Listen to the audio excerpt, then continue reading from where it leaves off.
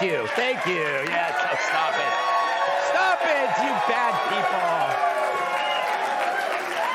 Well, thanks for stopping by. Happy Wednesday, everyone. So we all remember that letter Politico published ahead of the 2020 election that dismissed the Hunter laptop story as Russian disinfo. By the way, when I say we all remember, I obviously don't include the president. The letter was crafted right after the New York Post had published a piece on the laptop which Hunter had dropped off at a computer repair shop and then abandoned it like it was his child. Oh. It's true. He was a baby with a stripper. Not that anything's wrong with that. No, not at all, Tyrus. Whoops. All right, so anyway, I know the feeling. My parents did that with me at the highway rest stops. And I made so many new friends. That joke makes no sense, and I don't care. The hard drive contained tons of stuff concerning Biden's business dealings, as well as all sorts of sordid, or in Kat's view, romantic, videos of Hunter doing drugs and hookers, and not always in that order. But then miraculously, this letter signed by 50-odd Intel experts appeared to save Joe's day, and boy, did it. The story was blacklisted by major media outlets and social media algorithms. If you even mentioned it, you were mocked, scorned, or suspended from tech platforms.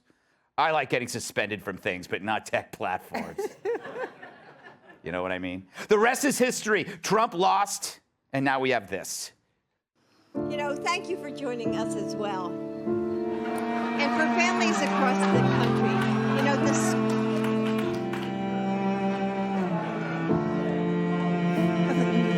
Talking about that.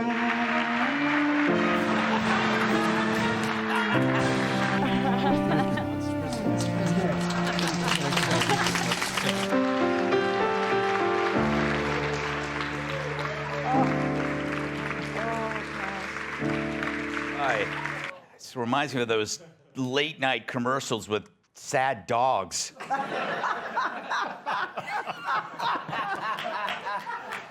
Those are all stunt dogs, by the way. But in case he croaks, then we're stuck with this. Remember Venn diagrams, those three circles? Venn diagram? Venn diagram. Venn diagram? Venn diagram. I love Venn diagrams. I really love Venn diagrams. You know, the circles, right? Oh my God. Three usually. Her Venn diagram is stupid and really stupid. Since then, of course, the laptop story and the New York Post have been vindicated. But like Joe Biden's sphincter, it was too late. I don't even know what that means. But we had to wonder, how did that letter come about? Why were so-called Intel experts so happy to dismiss something they didn't bother to investigate? Well, last night, Bret Baier, the host of Special Report and also my personal masseuse, actually had one of the letter endorsers on his show, a former CIA officer. It was a great get for Bret, but only because Angela Lansbury was a no-show. Oh. R.I.P. But this was hilarious. October, days before the 2020 election, you signed on to this open letter that was published by Politico. It said, "We write to say that the arrival on the U.S. political scene of emails purportedly belonging to Vice President Biden's son, Hunter, much of it related to his time serving on the board of the Ukrainian gas company Burisma, has all the classic earmarks of a Russian information operation." Right. Why did you sign on to that? Yeah, because of what it says. It has all the classic earmarks of one of these operations. You'll note elsewhere in the letter, if you read it, that it also says we don't know if this is a Russian operation at all. So get this. It had all the classic earmarks, but it's not like we said it's real, because we don't know, right? Okay, since when do 50 members of intelligence suddenly put out an urgent letter saying we don't know? When does that ever happen? Sorry, dude, 50 people don't do anything urgently if they have misgivings. I mean, they acted like they all got food poisoning from the same Chipotle and were racing to find a toilet. Otherwise, when people aren't sure or they're ambivalent, what's the rush? Where's the fire? You do nothing. Baier points out that even though the agent claimed they didn't know, Biden still used it exactly the way the agents had intended. Very quick. There are 50 former national intelligence folks who said that what he's accusing me of is a Russian plant. You mean the laptop is now another Russia hoax? And that's exactly what. Is this that's where you exactly go? what. This is told. where he. So, understanding how you characterize it, but he characterized it differently and used it in a debate just days before an election. Yeah, I'll let President Biden speak for himself. He's capable of doing that. Oh, he is? Give us one example. That's like saying I'll let Kermit the Frog speak for himself after Jim Henson died. Joe only speaks if you feed him the words, like you did in this phony letter. But my favorite part is this. People who study Russian disinformation, intelligence officers who look at Russian tactics over the long period of time, this is the kind of thing they like to amplify to sow discord within target countries. You get that? It's Russian disinformation, even though the information is true, because they amplify it. That's like being caught in an affair and saying, yeah, it's true, but bringing it up makes it false, so please don't. That's what I use. But at least he didn't keep repeating himself. It has all the classic earmarks of a Russian campaign. It has all the classic earmarks. This has all the classic earmarks of a Russian information campaign. It has all the classic earmarks of a Russian information campaign.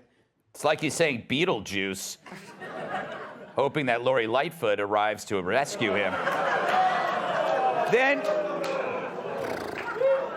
Howard Stern's Beetlejuice. yes. Then he blames the media and anyone else he can find.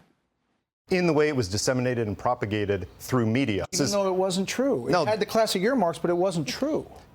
What is not true? That it was Russian disinformation. That's not what we said in the letter. Read the actual letter, and we said we do not know if this is Russian disinformation. It has right? all the classic earmarks of a Russian information operation. Exactly. The difference between an information campaign and a disinformation campaign not get to candidate and a Joe misinformation campaign. It's not my fault if people don't look up definitions. I'm sorry, I was just looking up psychopath. So it's our fault that we don't know the difference. Do you believe this guy once worked for an outfit that has the word intelligence in it? You know, I'll agree with him about the media. They ran with this letter, but not the laptop, like it was the truth, despite the laptop having endless videos of Hunter Biden's butt and other things. Look how blurry it is. Check that out. Go to a doctor. Anyway, but that's exactly what they were expected to do once a letter like this from 50 experts gave them the cover they needed. It gets worse.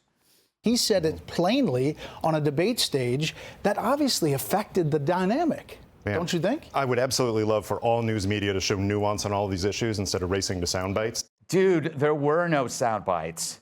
The facts were taken from the letter you co-wrote, which again, you was the plan all along.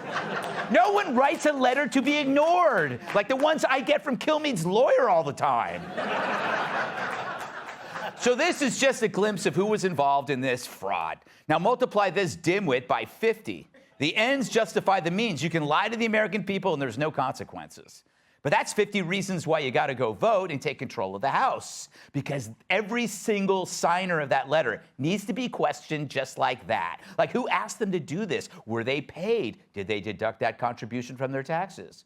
But I credit this guy for at least showing his face in public, something I wish Madonna would stop doing. But, bottom line, I didn't know how to end this.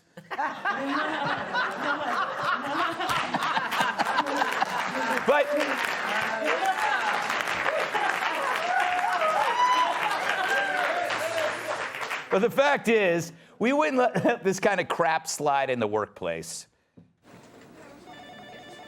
Listen, Jerry, the reason we called you in here, I don't understand why you've spent $950 on lap dances. Well, I will admit, it had all the classic earmarks of a lap dance, but I don't think... Legal sent over a video from Fat Tony's House of Hot Ladies, so we know it happened. It's true.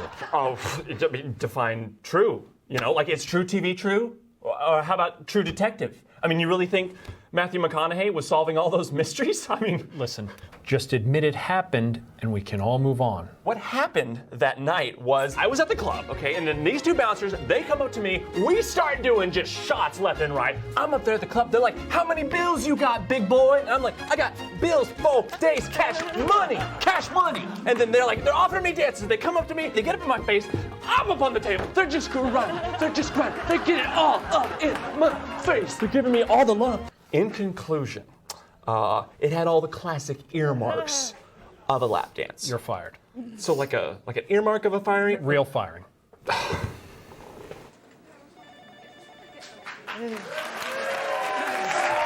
Welcome tonight's guest. She went from the NFL to giving lefties hell. Host of the Sideline Sanity podcast, Michelle Tafoya.